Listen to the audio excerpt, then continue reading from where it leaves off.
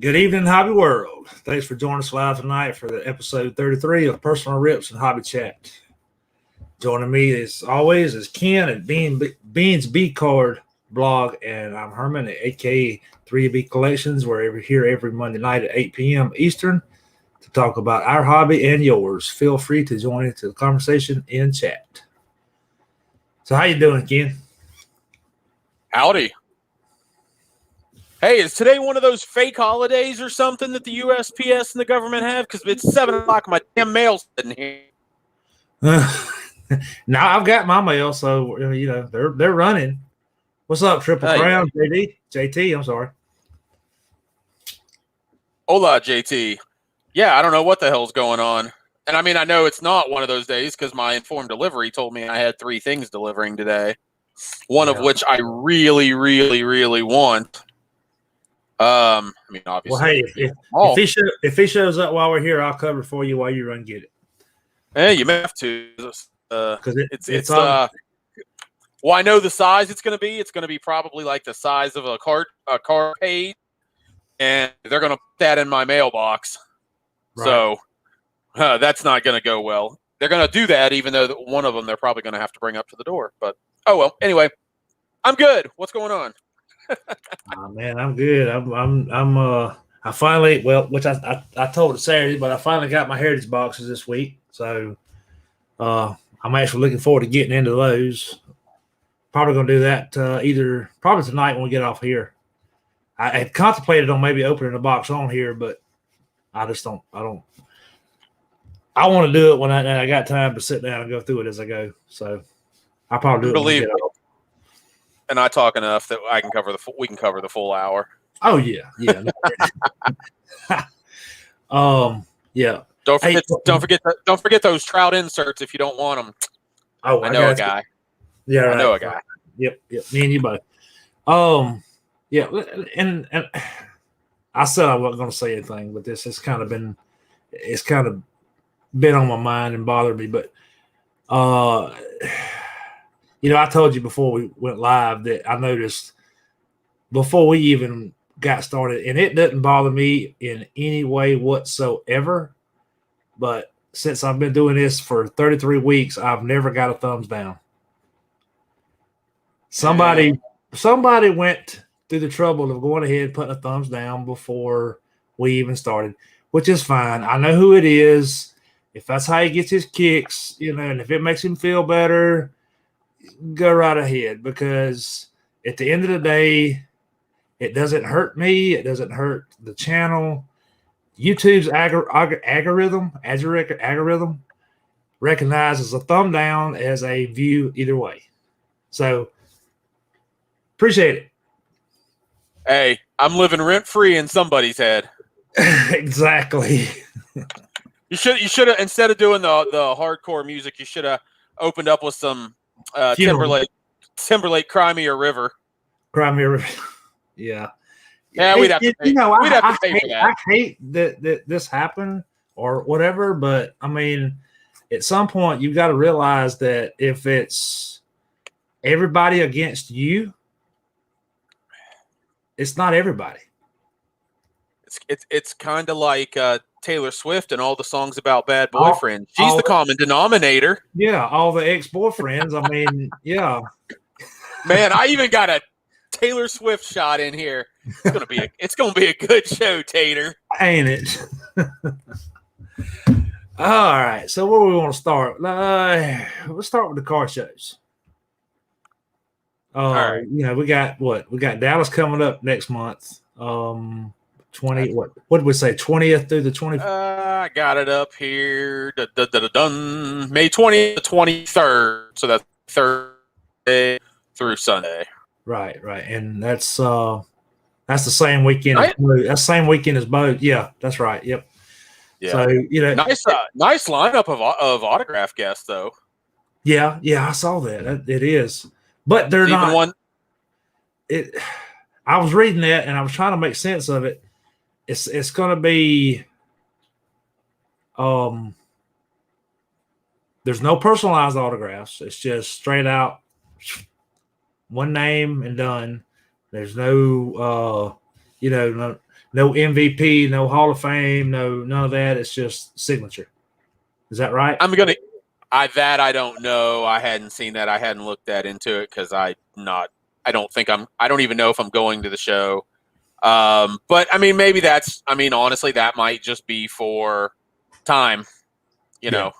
Yeah. So who knows? But there's a former Brave there for you. I didn't see who was it? Darrell Evans. Oh, yeah, that's right. He was on there. Because they was like, what, 10, 12? Do what? How many people they have autographing? It was like 10, wasn't it? So far, I'm on their webpage now. I see 7. I see Darrell Evans, Bill Madlock, Lenny Dykstra, Doc Gooden, Mickey Tettleton, Earl Campbell, and Michael Gallup. And those are the athletes. There's a guy that's always there that's a comic guy. But those are the athletes that I see on their website.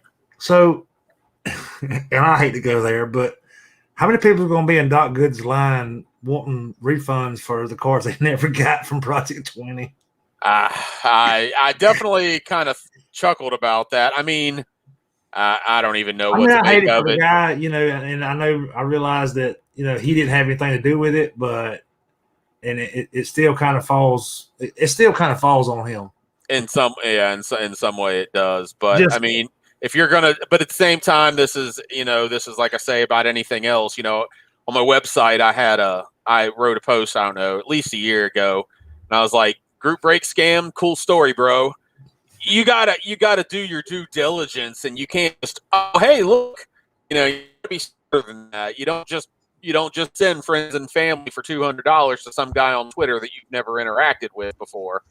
Yeah, and it's the same thing with that. So my level of sympathy is perhaps not as high as many others.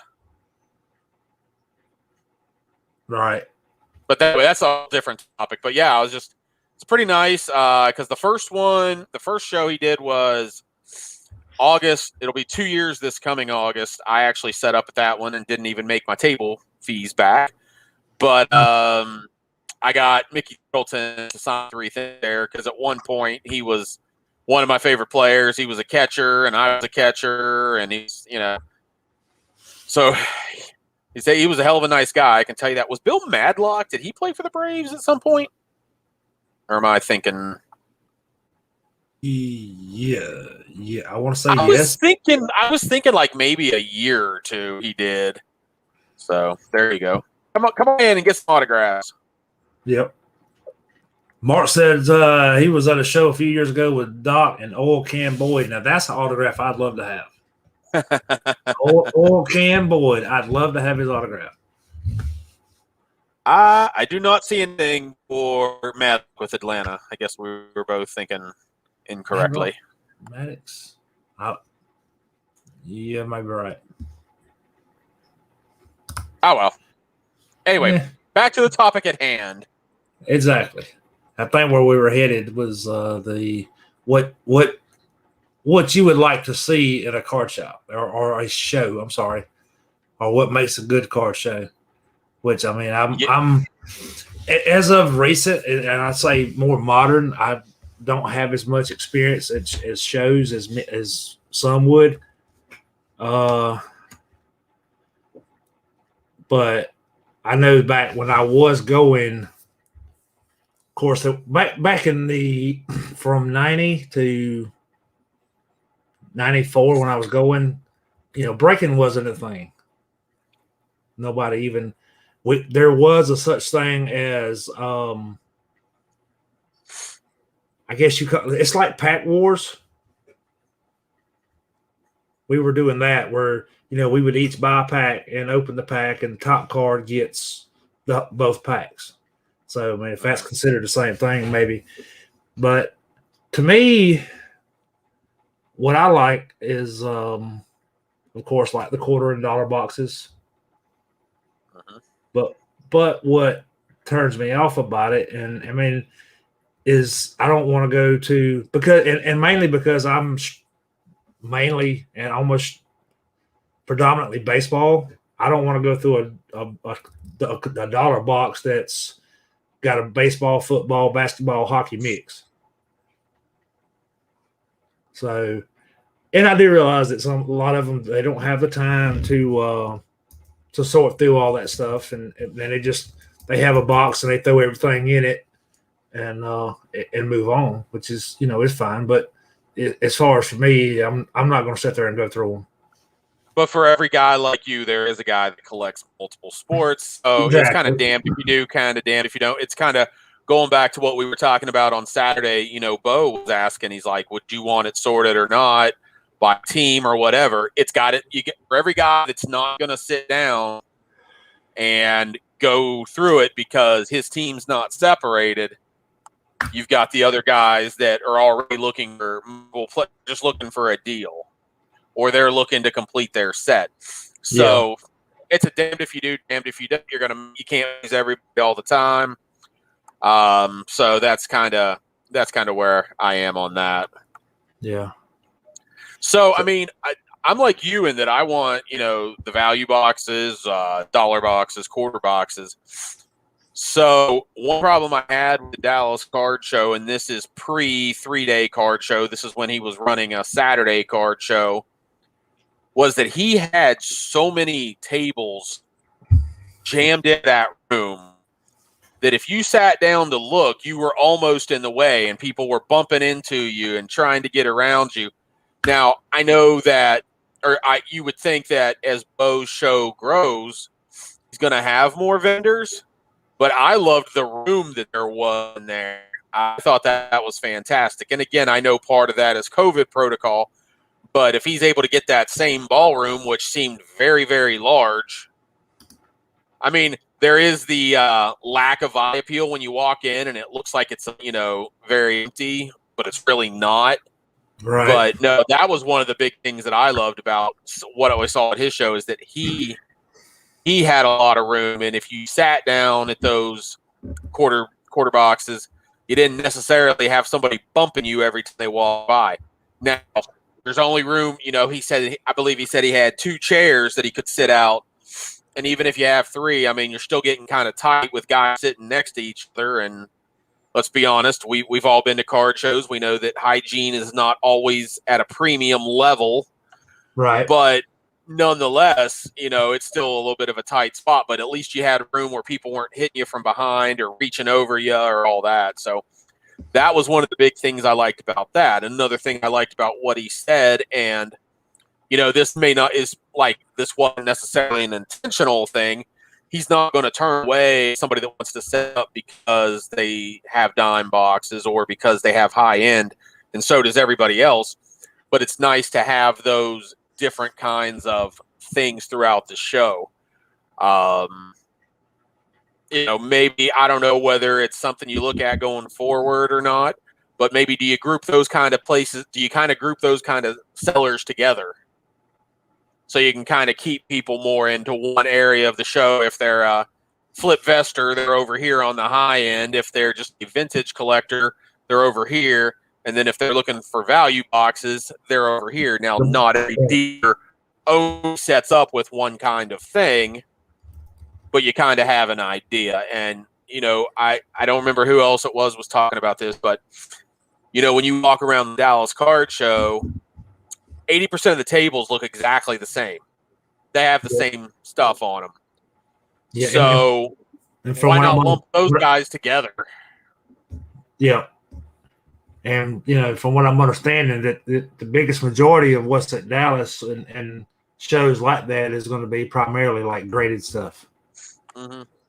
Yeah, and basketball, high end stuff like that. I put the actual one, and I ended up with, I think I had like $5 boxes, 5 of the 4-row dollar boxes, and I had like 10 of the 5,000 count boxes. And that's pretty much what I did. It was mostly dollar cards and then dime cards. And in my dime, actually what I did is I had to fill a box. So if you took a 200 count box, it was $20 to fill it. If you took a 300 count box, I made it $29 to fill it. I just took a buck off as you went up each one. So I didn't actually sit there and count the damn cards. I'm just like, okay, 200 count box is, roughly 200 cards at a dime a piece, $20.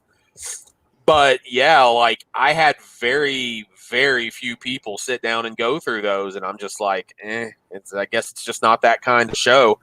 And as the show has evolved, and then things have changed with COVID and the market blowing up, I don't feel like those tables would do well. But I've also heard some people say they do. So who knows? And I haven't gone since I haven't gone to one since the fall when Jeremy came up. But I haven't been to one since. Right. Let's see.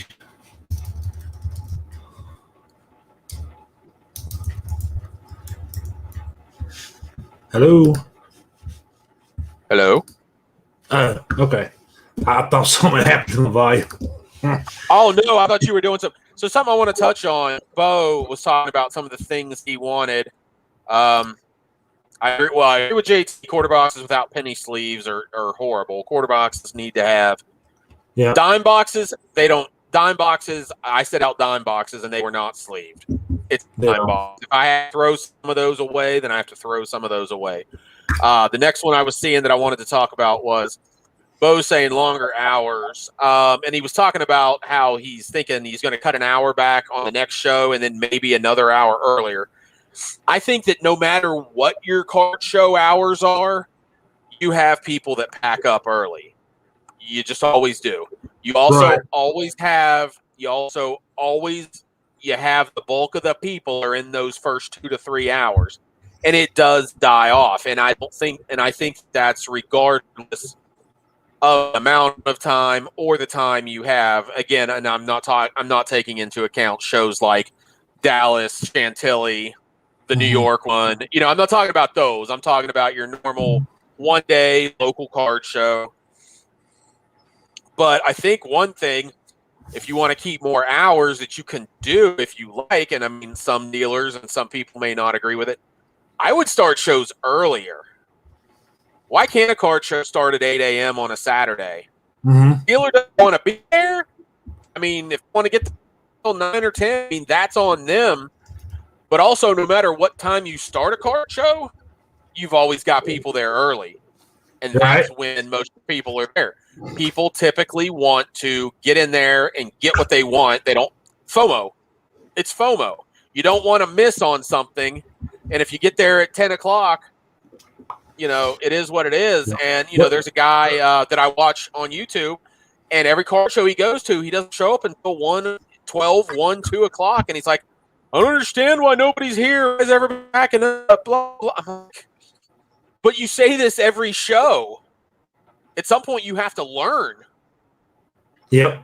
But, those are just some of my takes. I thought it sounded like they put together a very good show. And just based on some of the things I saw, those were maybe some of my suggestions.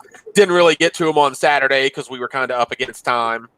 But I definitely wanted to throw those out there. And, and he says he wants a show on a Saturday. The other show's on a Sunday. Well, that's great then.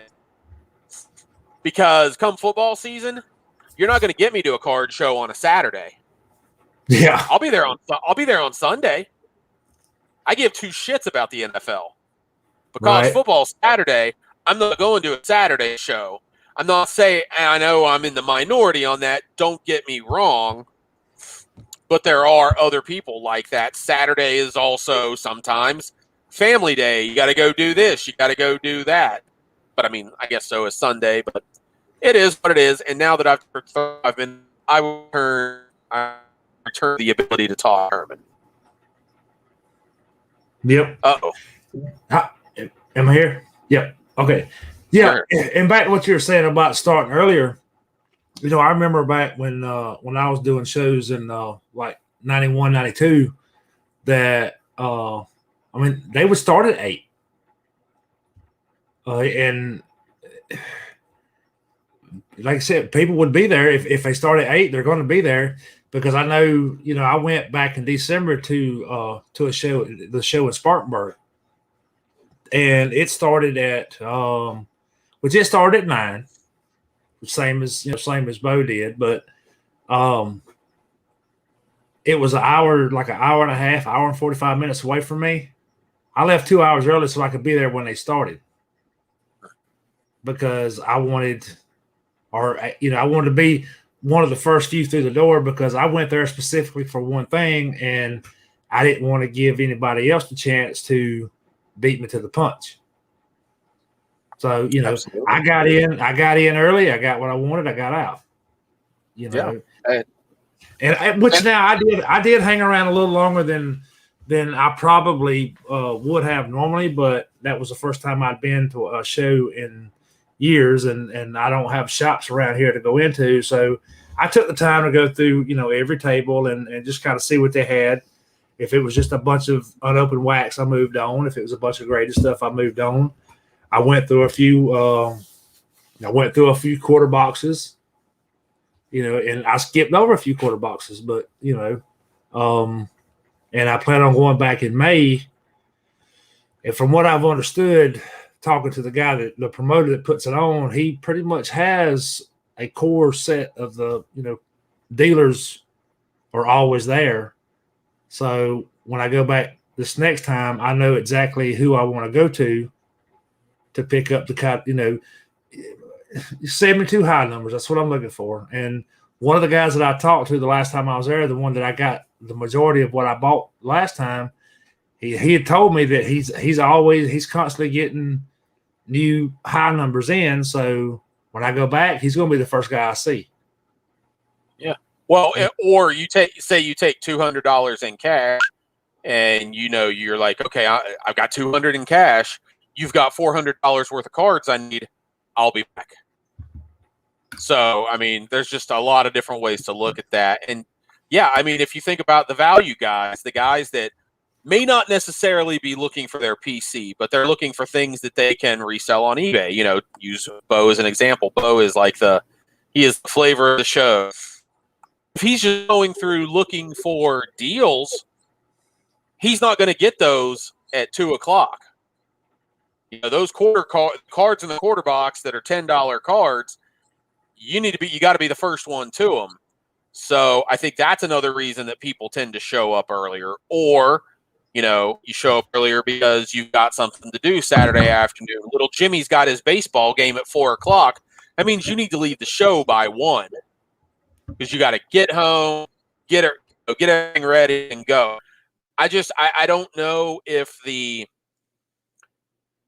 shows have always traditionally started at 10, or if that became a thing when the mall shows became more in vogue because mall hours are 10:00 every day except Sunday. So I don't know when that became popular or whatever it is, but yeah, I mean, I would much rather I would prefer a show just run from 8 to 2, and I would prefer that as a seller. I prefer the show run from 8 to 2 or 8 to 3 than 10 to 5 or 10 to 4 or something like that, because going back to the college football thing, sometimes the worst football games are those mid-afternoon games because you can't do anything in the morning, you can't do anything in the evening, especially if you go to the damn game. If you go to the game, you can't watch any other college football that day because you're gone before the game starts. You're not home until after everything but Pac-10 After Dark is playing. But if you have a car show from 10 to 4, it's kind of the same thing if you're setting up. If you're setting up, you're getting there an hour before the show starts, which means you're leaving. You add the time you're leaving. By that time, you've shot that whole day. But if you're say you're going 8 to 2, you get out of there by 3 and you're home by 4, you've got the evening still. Again, just some of my thoughts. You know what they say about opinions. Everybody's got one. That's right, and they all stink. But yeah, well, actually, mine are usually right, but okay. Oh yeah, well, you come out smelling like roses. I know, I'm a jackass. But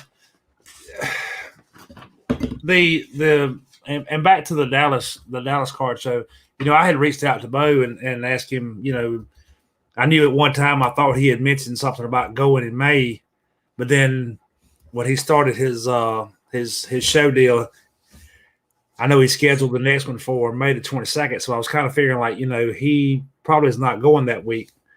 And he had told me he was trying to go or looking into going like June or July.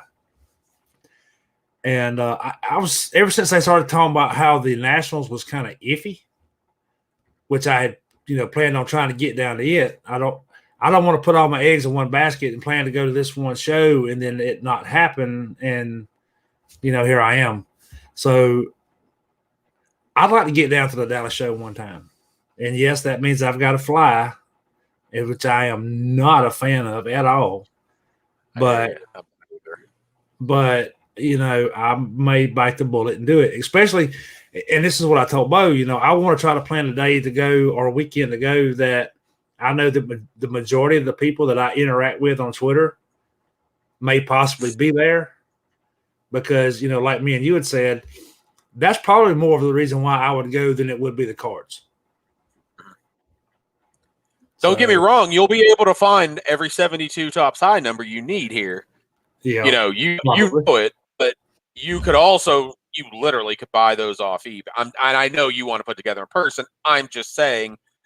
Well, no, I'm not opposed to buying them off eBay because the majority of what I have, I got off eBay. I got the starter set off eBay.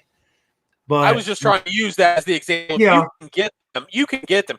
Now, there is a chance you'll see stuff at this show that you're not going to see anywhere else other than the National, Chantilly, and what the hell, White Plains. That's the one I was, so there are things because, again, we have out here, Roger Neufeld comes down from Norman, Oklahoma, and he's an older gentleman, and he just, the vintage he has. There's stuff that I've never seen before.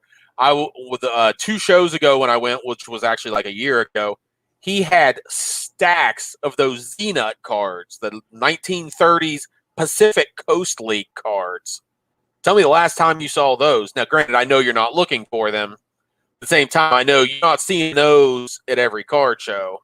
Right. I don't even know what my point was, but yes, like I said, it is about seeing some of these people, and that's what a lot of the National is. That's what a lot of people go for, and they want to try to find that rare stuff or the deal or whatever. But when you watch, you watch a lot of YouTube channels, and that's what they talk about. Yes, there may be that one card. They may buy one card at the National. It's that 55 Clemente that they've wanted for 20 years. Finally, they've saved up the money. But they talk about friendships, the relationships, the people they meet, the people that they've never seen before. I love stories of, I just looked up and it's like, hey, there's XYZ YouTuber. Or I just sat down and holy crap, Dr. Beckett was sitting next to me. Right.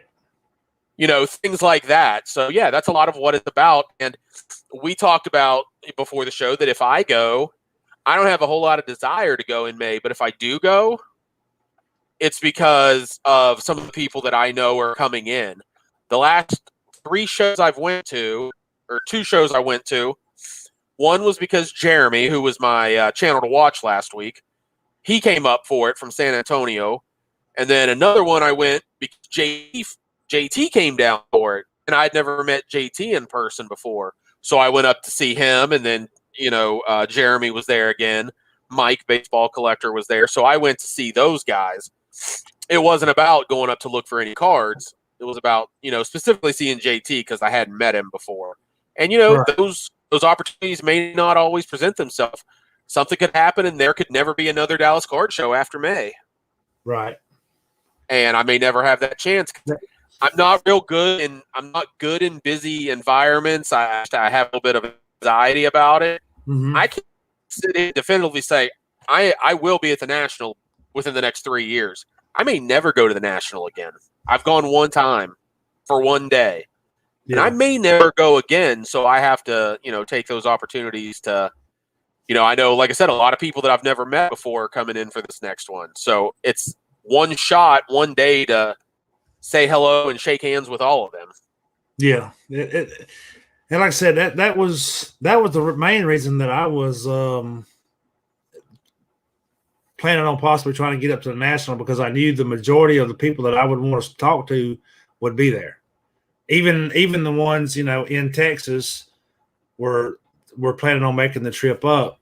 So that was I figured that was my best shot to get to meet most of y'all, which I mean, like me and you, I've never met you, which I'm not saying that you were planning on going to the National, but the chances were better that you went there than you would be to come to one local here. So exactly. But yeah, that was if I travel that far for a show like that would primarily be my main reason. So, and you watch a lot of other channels, and you know a lot of people spend more money than you do, or I'm saying I do.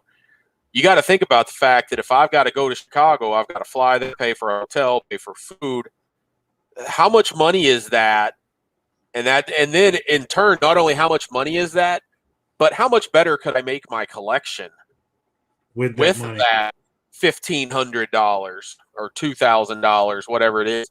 You know, I'm not making six digits a year, right? So you know, for me to go and do that, that's a lot of money. And I have a wife, and I have a stepson, and I have 3 dogs that I have to feed.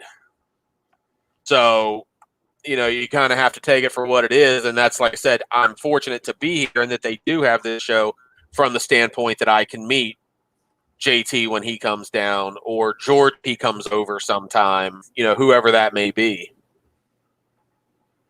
Yeah. And I'm sitting here looking at the Dallas website while we were talking. Did you see this DCS grading? Yeah, that's their Dallas Card Show grading. Yeah, I don't know. I didn't know that was a thing, but okay. They've been doing that for a couple of years or 3 years, okay. So that should I had never looked into it. So. That should tell you all you need to know about kind of what it is and all that. I don't know. Perhaps they have aspirations to get bigger. I don't have any, you know, inside knowledge on that, but that also gives them the ability to say, yeah, we're going to have on-site grading from Dallas Card Show, because none of the boys are, at least that I know of, none of the big boys are going to be there. They have not yet. I mean, I think BGS does set up, but they're not sitting there and they're not encapsulating. They'll take submissions, so it'll save you from one way of mailing it. But yeah, they're not doing on-site grading or anything like that. I would have loved to have been in on one that JCS was at, because I've got a couple of balls I'd like to get authenticated, but I don't think they've only been to one recently, right?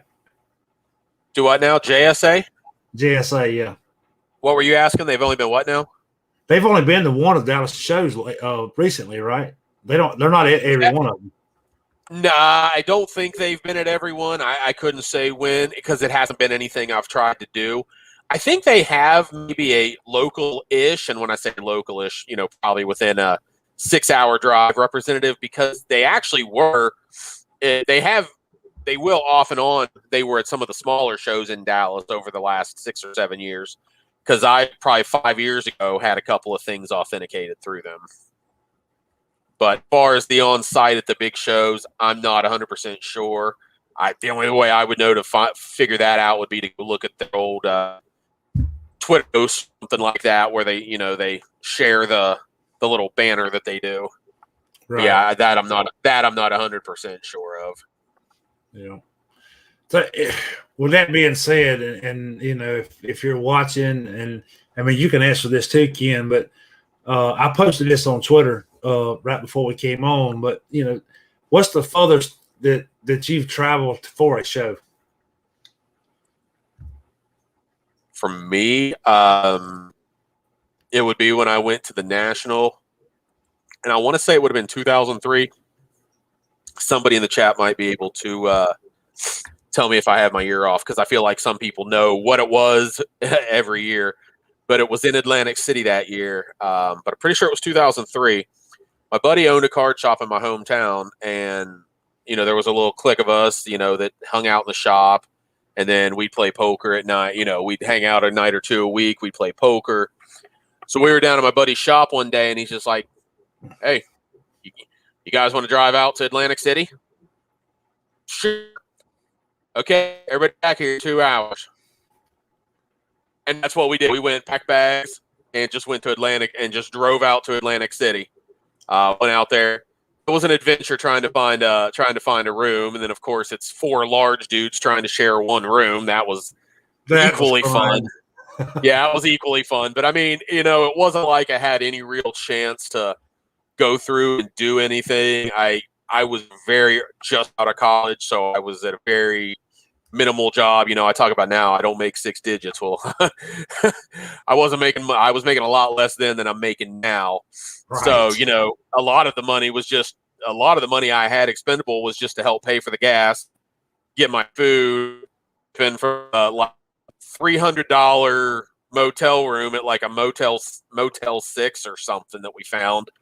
But that would be the farthest that I've traveled. That probably was, I wouldn't even know. But I want to say it was probably at least a 6-hour drive. Mm-hmm. Yeah, it's probably 6 to 7 hour drive because I want to say it's about 4 to 5 hours from where I was to Philadelphia, and then I think Philly to Atlantic City and Diego could tell better than this. I think that's roughly 2 hours because I know that's where a lot of people fly into Philadelphia to go to the Atlantic City shows. So that's the furthest I've ever gone for a card show, but that was truly on a whim. That wasn't like any kind of pre-planned whatever. Other than that, probably an hour or so, either when I lived back in my hometown and I went up to Pittsburgh, or now, I live in Arlington, but to get up to where the Dallas Card Show is, it's about an hour drive. So probably in the hour range on other than that one random exception. Let's see, for me, I've only ever been to one show in my life.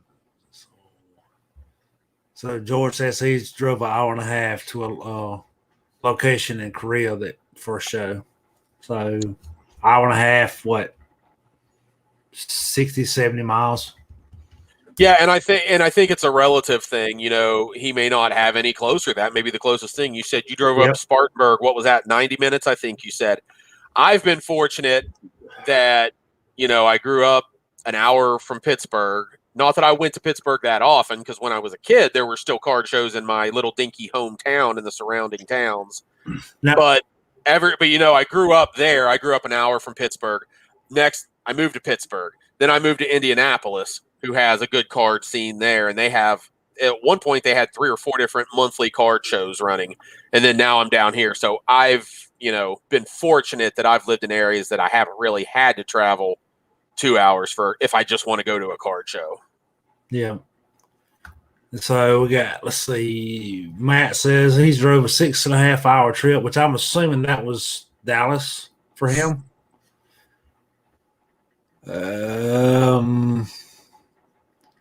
2 hours for Bo.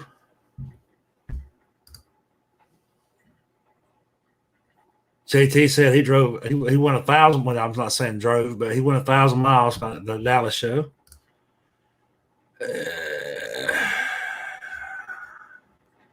And yeah, so I think, and the Spartanburg show wasn't necessarily my father's show. I went to, and this was back in the early '90s. That when I was doing a lot of them, I drove to LaGrange, Georgia, which for me is about 2.5 hours away. So small world. I believe that's where my grandma was born. LaGrange? I believe so. Okay. Yeah. Yeah. And there's the mailman. Mail's here. Man, Mickey says he'd walk a mile for a camel. But yeah, if I decide to go to Dallas, I think it's like 833 miles. So that would by far be my furthest one. Which, like I said, it would require me to drive an hour and 45 minutes to Atlanta and get on a plane and fly an hour and a half to Dallas. So. As I told you, the show, when I drove, when my uncle died, my family, I was born in Birmingham, and that's where a good part of one of my sides of the family is. I'll say we passed and I drove out there. Yeah, I think it took me like 10 hours. Now, that was with some stops. Mm-hmm. Still an hour, and then I'm not sure how far you would be from Birmingham. It's got to be at least another 2. Could be closer to 3. I'm not sure. Birmingham. So, yeah, Birmingham for me is 6 hours away. Oh, jeez. Yeah, you're just gonna have to deal. Because you think about flying. it, if you look at the map, all right, you got Georgia and you got Alabama right beside it. You've got the state line. Well, I live on the complete opposite side of Georgia from the state line. That I didn't realize. See, that's what I didn't even know exactly where in Georgia you were. So, Yep. yeah, Yep. you're just gonna have to fly and live with it. Yeah, I'm gonna have to bite the bullet and convince the wife. I will say that what I kind of noticed that definitely was a trend that it seemed like the most on the average was about 90 minutes. It seemed like a lot of guys did. That's where it was. I know George had said that. I can't remember who all else. Well, yeah, and Bo was 2 hours. So I mean, Bo was 2. But I think about 3 90-minute answers. But yeah, if you live in one of those, as I call my hometown in West Virginia, there's not even a lot of shows in Pittsburgh anymore. I mean, it's kind of a hobby wasteland there. And if you just happen to be in one of those spots like you are, where there's just nothing, yeah, if you want to go, you're willing to drive further. Yeah. And I didn't realize this until a couple of weeks ago, but there actually is a bi-monthly. It's every other week show that's in Atlanta, which is about an hour and a half for me. But from everything I've read and heard about it, it's not big enough to warrant driving an hour and a half to. So, if it was anything like the one that I went to in Spartanburg, I would consider going once a month. But I don't even think that it would even be worth the drive. So do you have I'm sure you've already thought of this, but I'm just asking just in general so everyone can hear. Do you have any relatively close flea markets down there or anything like that where even somebody sets up? There is one that's maybe about an hour away, which it's not bad because we used to go to it all the time, and I've actually set up at this flea market. But it's been so long that, I've only been back in the hobby for about 3 years. So, it's been a long time since I've actually been there looking for cards up until a few months ago when we went right after the first release of the quarantine or whatever for people being locked in. When people first started going back, and there was nobody there selling cards whatsoever. So I don't know if that was just a direct result of COVID or that it's just dried up there. So, I don't know.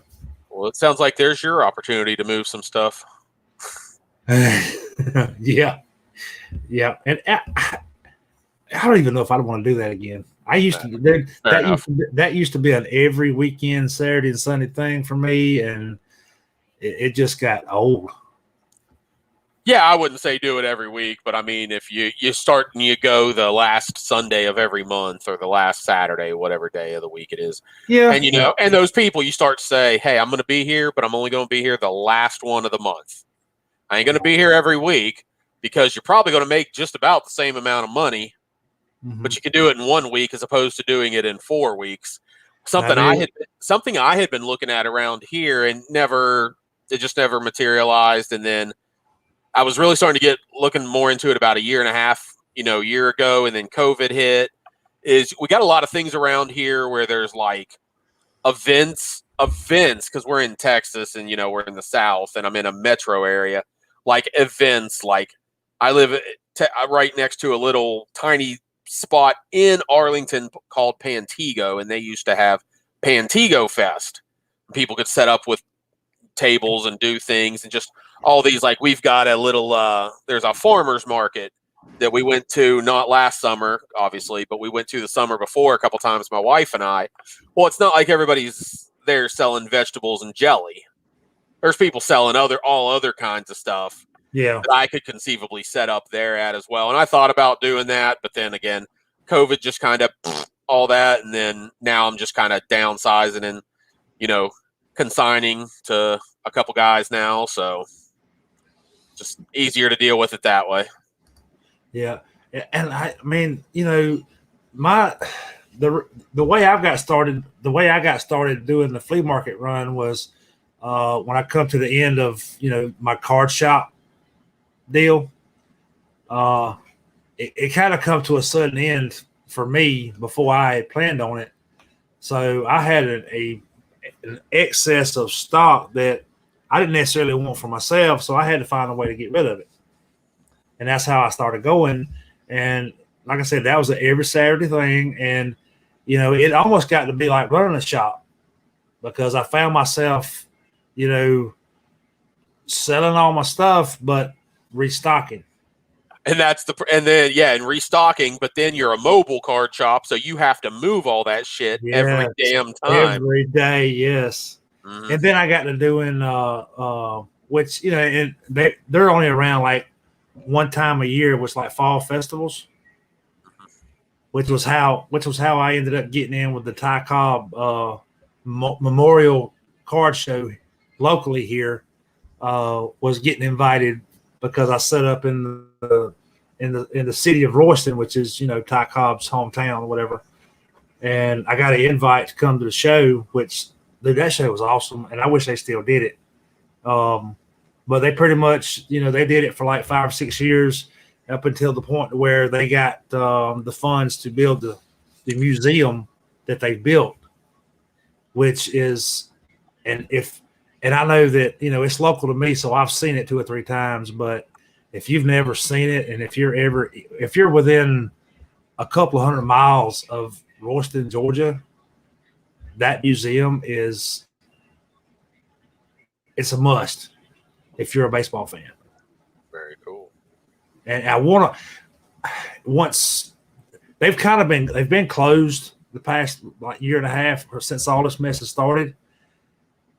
I want to get in there and see if I can film some stuff and put it on YouTube. I don't know how they are about that, but I just feel like you never know unless you ask. Yeah, I mean, maybe they'll look at it like, well, maybe that'll draw some outside people in here or whatever. But dude, that museum is awesome. It's got, if Ty Cobb ever touched it, it's in that museum. And is that place kind of in the middle of BFE? Yes. It is. So they need all. You would think. Well, I don't know. Come on, man. I don't know where that is. I could be right outside Atlanta. It is. But Google it, dude. I'm telling you, the town has 2 stoplights and one of them don't work. Okay.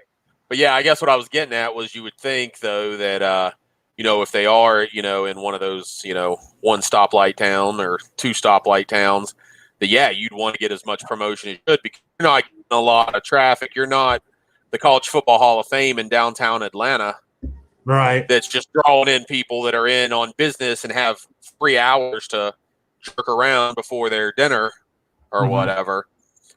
But I see. But I remember when they opened that museum, when they had the grand opening, they was ESPN was here, TBN was here. They was all kind of like baseball personalities and Hall of Fame players. That was it was full of them. And I tried my best to get in and couldn't do it. Yeah, and it's great that you get that promotion up front. But just as quickly as you get it, you'll lose it. I know kind of talk about the 1 stoplight towns. And I was watching an interview. It's a guy that's actually local to here. He lives, I don't know, Gary lives maybe 10, 15 minutes from me. He was on another podcast, and they were talking about when he went to the Professional Wrestling Hall of Fame. You have any idea where that is? It's up north, right? No. It used to be, I guess it used to be in New York City, but like a decade or more ago, they moved to Wichita Falls, Texas. Oh, there ain't no interstate going through Wichita Falls. It's not a 1 stoplight town. I mean, it's got some people, but it's one of those things where it's kind of a struggle for them to get along. But yeah, you're not getting kind of going back to that Ty Cobb Museum. They're not getting people that are in town for business stopping in on a whim and spending $5 to get in. Right. got to get attention for yourself however you can. Yep. So I guess I need to don me a Detroit Tiger hat and go up and talk to somebody and see about getting in. And maybe JT will come down and visit. There you go. Yep. Throw him under the bus. He's probably gonna text me now that to shut the hell up. So I see that it's already 51 after the hour. We probably need to transition. About to say, yeah, we have spent a lot longer on this topic than I intended on. So we'll go ahead and get in. Go ahead. Yeah, we did, but we had great. I just want to say thank you to everyone in the chat for contributing. I know we don't get to necessarily highlight or reply to everything. And it's kind of a good thing. And it's a bad thing. It's a bad thing because we'd like to reply to everybody, but it's a good thing because that means you guys are participating, our little group, and it's great. The only other thing I want to say is I'm the only one that's liked this video. Can you guys go like this? All right. Anyway, YouTube shout outs. And it's funny that you brought up the Ty Cobb thing, and I don't think you did this on purpose. So I gave you my shout out. Did I tell you what he collects? You did not. So the channel that I'm going to talk about. Wait. I did see. Yep, I did see one of those. I did see that video, but go ahead. Okay, so it's Jay Stottlemyre 1, and I know that Herman will put the link up for that. So he put up another video today. His player collection is Ty Cobb. So you talk about a channel that's showing a lot of stuff. It's different than the other channels. I think that's a great one, and I definitely recommend you check that out. He has 3 of the 4 T206s. I think he doesn't have the pad off. He's gone through an evolution, and I've even seen it over the couple years. He used to collect Cobb and Ruth, and then he was collecting T206s. Well, he got rid of his T206s. So you buy Cobb and Ruth stuff. Well, then apparently I found out today, I didn't even realize he sold most of his Ruth stuff off.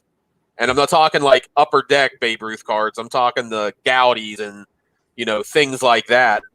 And he's really focusing on Ty Cobb now. So, again, just for stuff that you guys, if you like seeing that old stuff, it's not your thing to necessarily collect, but you love seeing it, I definitely recommend you check his channel out.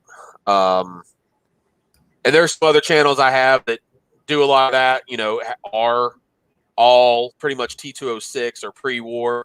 Over time, start sharing some more with you. But he had done a video that came out either today or yesterday. I can't remember. So it was kind of on the top of my mind, and I was like, all right, let's do it. Yep. All right. Well, mine is going to be Mike Y. I don't know if you've heard of him. He's been on YouTube for a couple of years now. He's currently at like 308 subscribers. He's also a vintage collector. Now he doesn't get back. I'm sorry, I didn't catch. He's a collector. He collects vintage, vintage Dodgers. Okay. But and he started his channel about 2 years ago, showing, I think it was 54 Brooklyn Dodger cards that he had picked up, and along with a few others. But I mean, he's a Dodger collector. He does some hockey, he does some football, but like I said, it's primarily vintage, like 50s Dodgers. And he's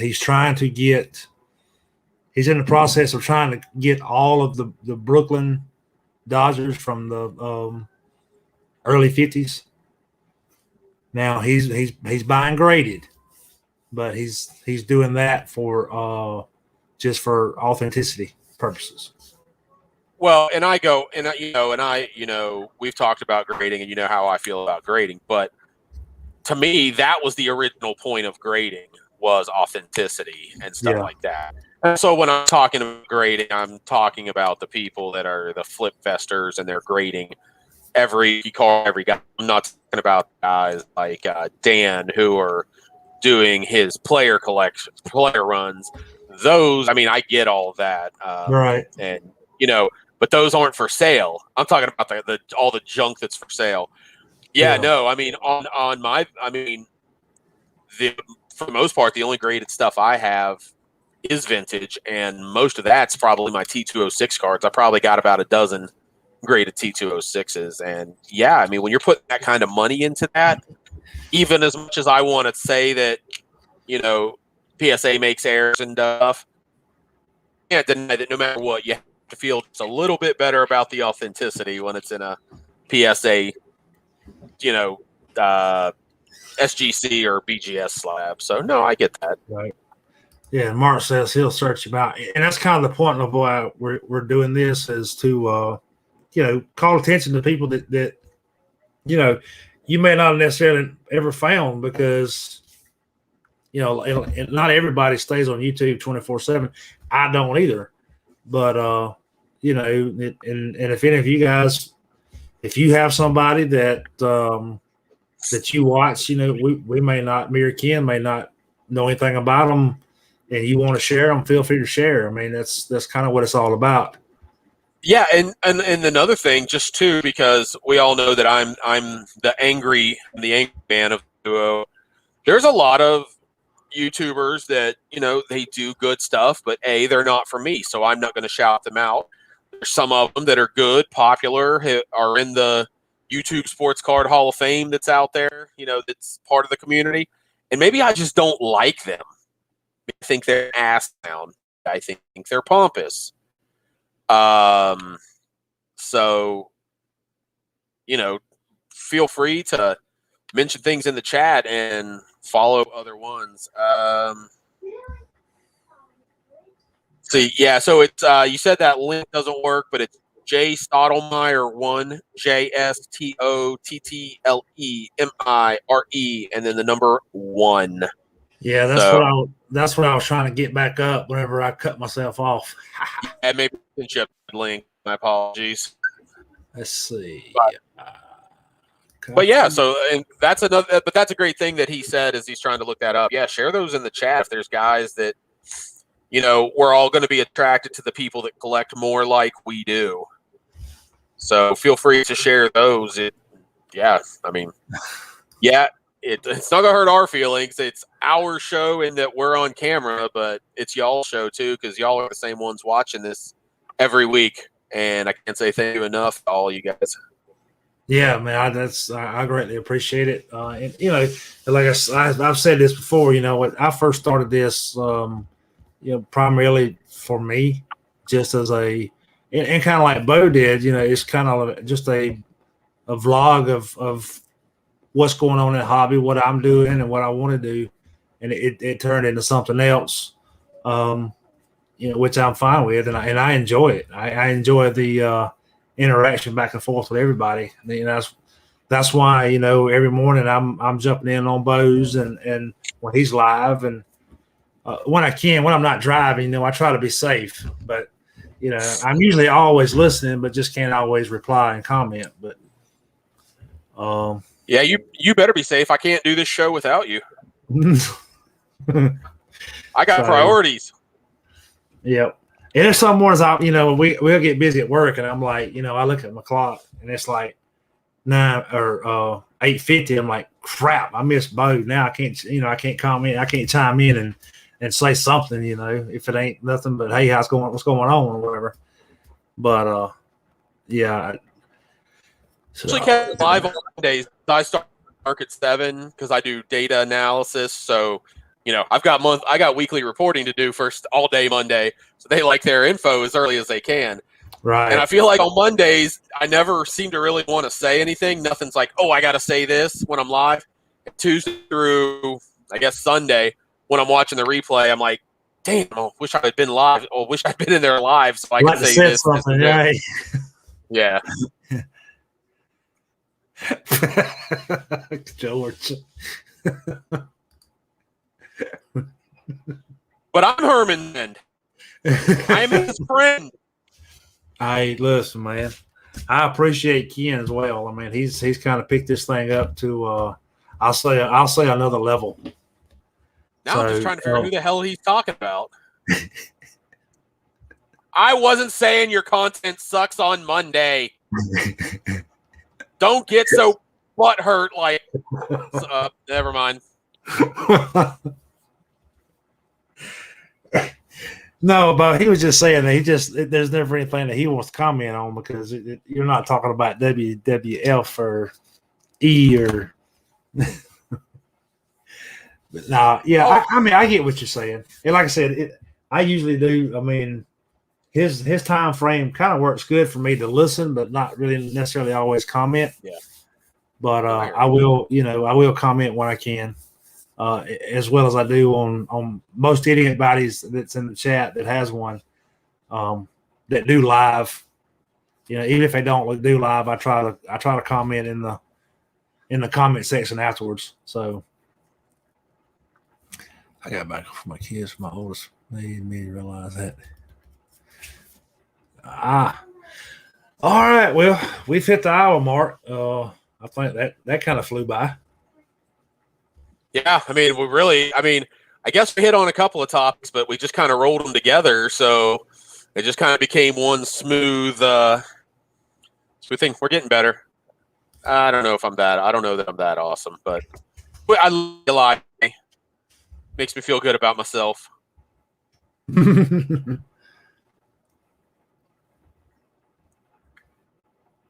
So one thing. I guess I haven't run this by Herman, but I'll go ahead and say it. If you guys, because I like to drop a few curse words here and there, and y'all like to see me get a little fired up, I'm sure.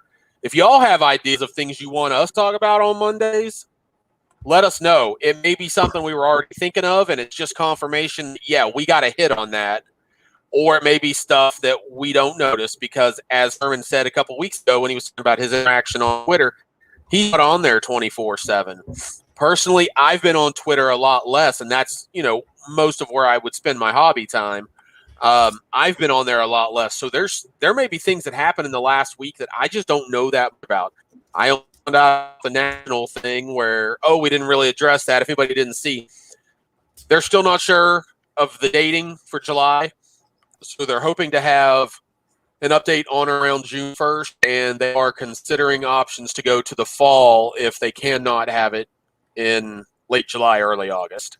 But there's those kind of things that probably slip through all the time. So if you got something you want to hear us talk about, just like I said, if you want to see me get up on a soapbox and start effing this and effing that, you just let us know. Yep, just start talking about Project 2020 and Project 70. He'll get up on it. Yeah, there you go. All right, guys, we appreciate it, and we'll see y'all next Monday. Until then. Yes, George. Yes, George. I will see you next time you fly through Dallas, so we will make that happen, amigo. Yes, sir. All right, take care. Bye-bye.